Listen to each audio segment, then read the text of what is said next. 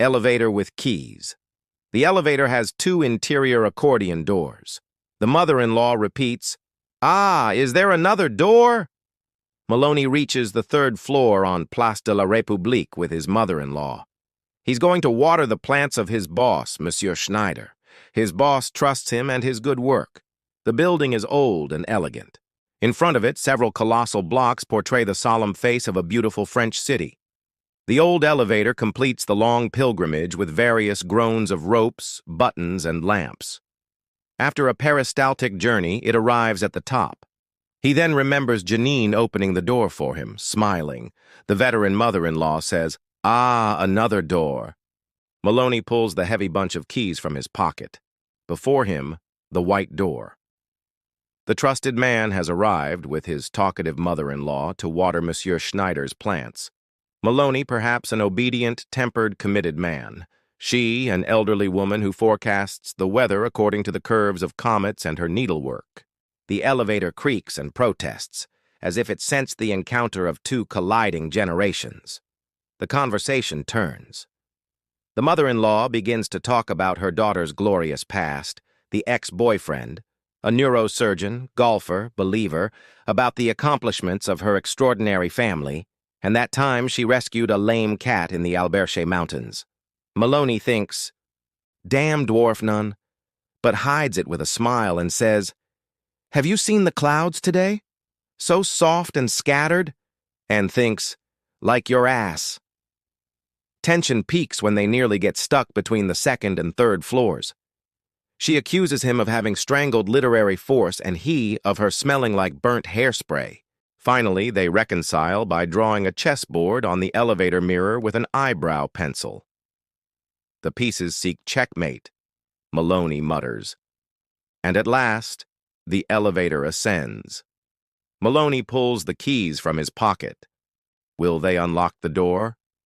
The keys jingle as if whispering to each other, evaluating whether this time they'll open the door with no resistance. Before him, the white door. A perfectly banal door, with a cold knob and a peephole that looks like the eye of a cyclops, slowly closing its eyelid. Upon arriving with his mother-in-law at his boss's home, the man ceases to be an office worker and transforms into something else, a symbol, a bishop on a chessboard, a part-time lover. He becomes Hulk, the mass, the beast.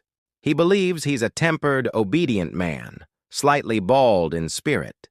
She, a woman who forecasts the weather by the curves of comets and her meticulous knitting.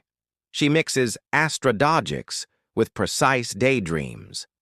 The elevator clucks with its breath of old iron. The mother-in-law looks at him again. The elevator decides to rise. One more effort. Pedro was a neurosurgeon, you know? He would have been a good husband, too. The elevator has two interior accordion doors.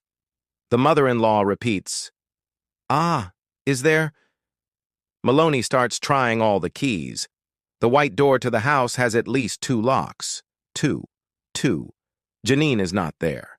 He tests keys like combinations of a safe, deciphering their notches. The light goes out every 25 seconds exactly. Maloney sweats to unimaginable levels. He believes he will die inside the box, airless. The elevator mocks the poor devil. The mother-in-law repeats her litany. Another door? Meanwhile, he tries one more of the dozen keys.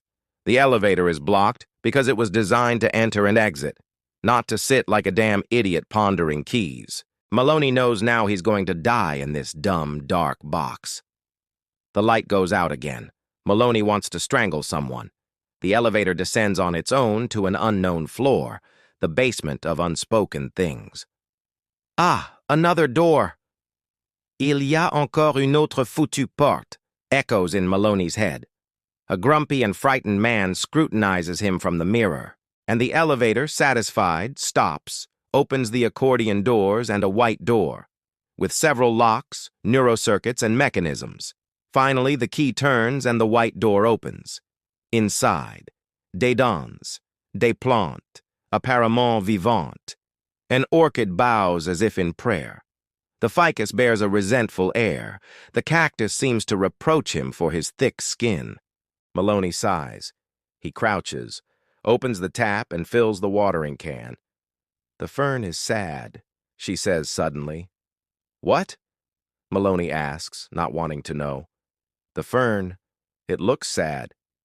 "Progress is walking in spirals of knowledge," Maloney declares.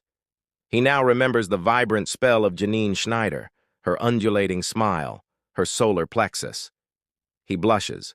There are many plants in the spacious home. Each one speaks nonstop. Maloney is no longer an office worker. Now he is a full-time writer. 24/7, pure dopamine.